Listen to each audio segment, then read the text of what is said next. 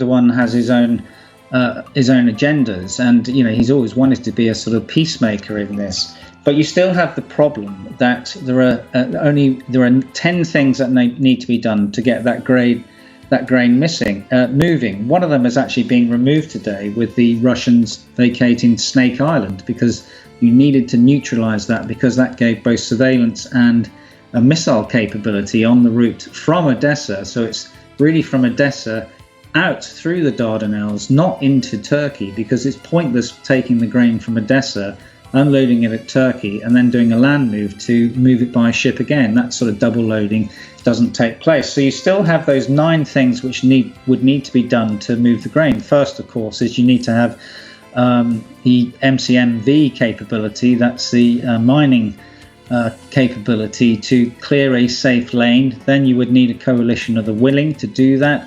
And generally, we've talked about 2 types of ships since the sinking of the Moscow. That is submarines and targets. And there are Russian submarines in the Black Sea, so they would also need to be neutralized at some stage.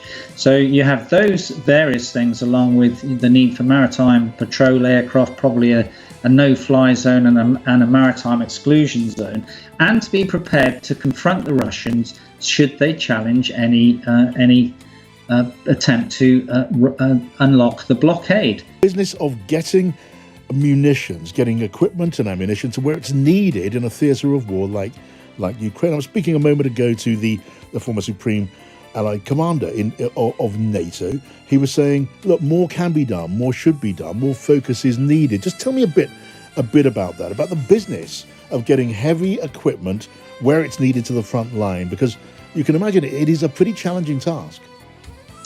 Well, a theatre of war is really divided into 3 parts. You have the close battle. That's essentially what you see going on in the Donbass at the moment.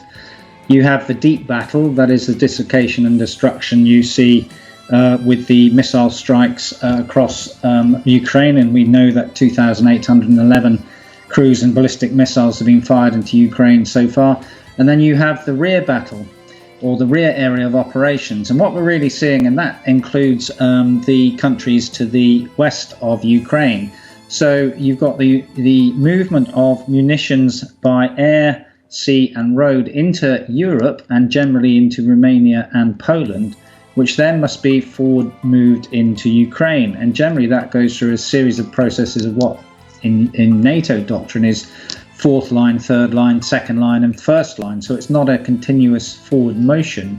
Normally you would stockpile through depots and move forward. That is exactly the same problem that Russia is having in moving its artillery ammunition forward. And we think at the moment that the Russians have moved 7 million or fired 7 million rockets and artillery systems, and now having problems in moving from the rear depots via trains forward through the depots closer, 60 miles away possibly. And some of those are actually going off in smoke, being hit and bombed either by partisan activity in Russia or by other means. So it's a complex logistic chain, and of course, logistics is for experts, tactics is for amateurs. Yeah. So the movement of heavy equipment this would be a high value target for the Russians, but they do not have command of the skies, do they? How relevant is that? Because I guess missiles can be fired and targeted without having command, without having air cover. How vulnerable is this equipment on its way to the front?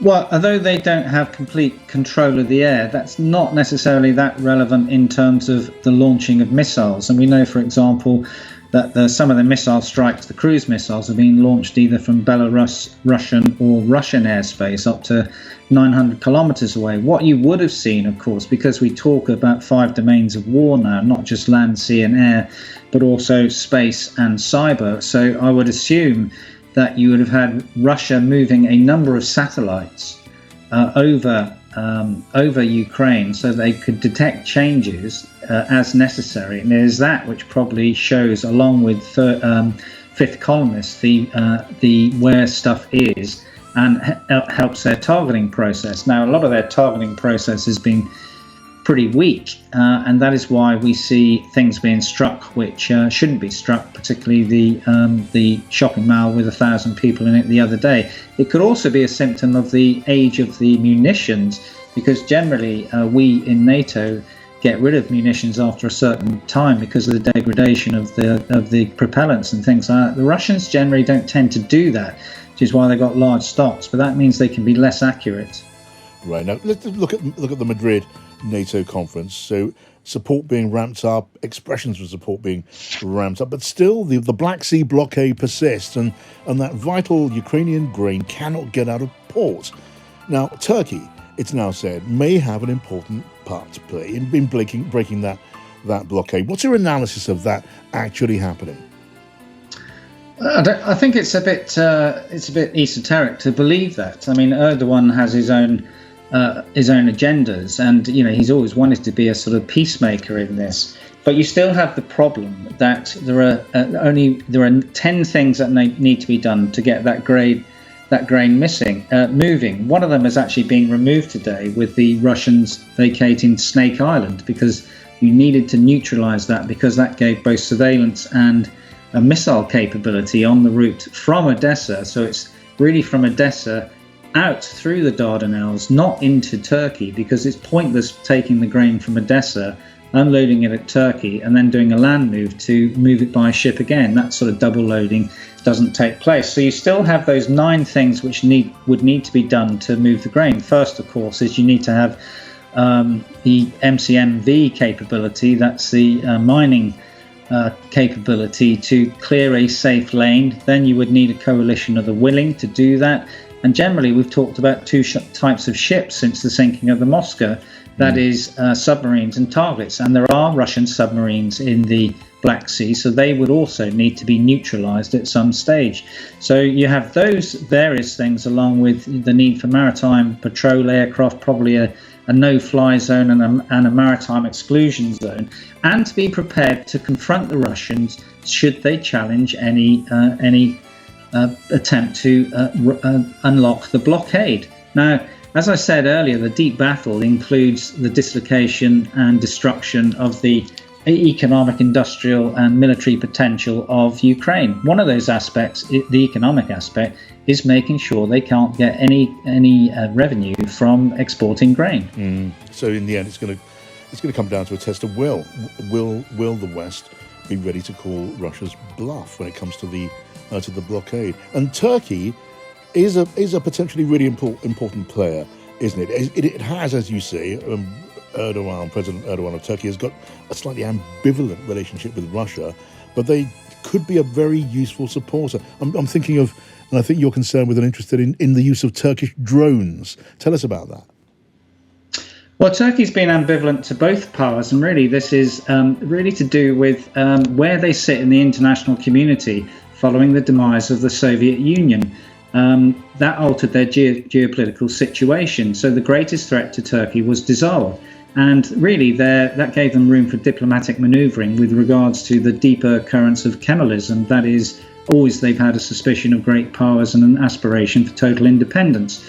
Now, in 2021, the Turks actually supplied the Bayraktar TB2 drones to Ukraine, so before the war started, and indeed helped the Ukrainians to build a drone factory. Now, the Russians didn't obviously like that and rallied against that, but they have an ambivalent relationship in that they need Russian support, for example, in their what they see as the vital interest in Syria with regards to the Kurdish problem, but yet at the same time they have policies which oppose the Russians in Syria, in Libya, the Crimean annexation. And so all that plays into this ambivalence of Turkey, where you've really had 3 foreign policy choices. The first one is really an abandonment and a Turkey of both the West and Russia, a sort of Turkey first policy, which is really what we might call Erdoganism, akin to a sort of Trumpism. The second one, which you've seen really play out in the last few years and indeed this week, is this sort of transactionalism of the Turks and Erdogan in terms of the Finland-Sweden accession to NATO. He wanted a quid pro quo, and also how they approached the Europe in the last few years over the refugees crisis in Europe. So they want to have a transactionalism, and they also want to be engaged, and it's this ambivalence in not having one great power or another great power, which has led them to do things which seem odd to us. Yes. For example, buying the S-400 air defense system from the Russians while being a member of NATO. But we have to be clear, from a Turkish perspective, it looks odd, for example, that the US supported the Kurds, that's particularly the Syrian Democratic Force, in their battle against IS, when you were really, from a Turkish perspective, that is a strategic contradiction of arming the greatest enemy of a treaty ally. So we always, look at them on the southern flank as being slightly odd, but they have vital interests which are slightly different than most of Western Europe.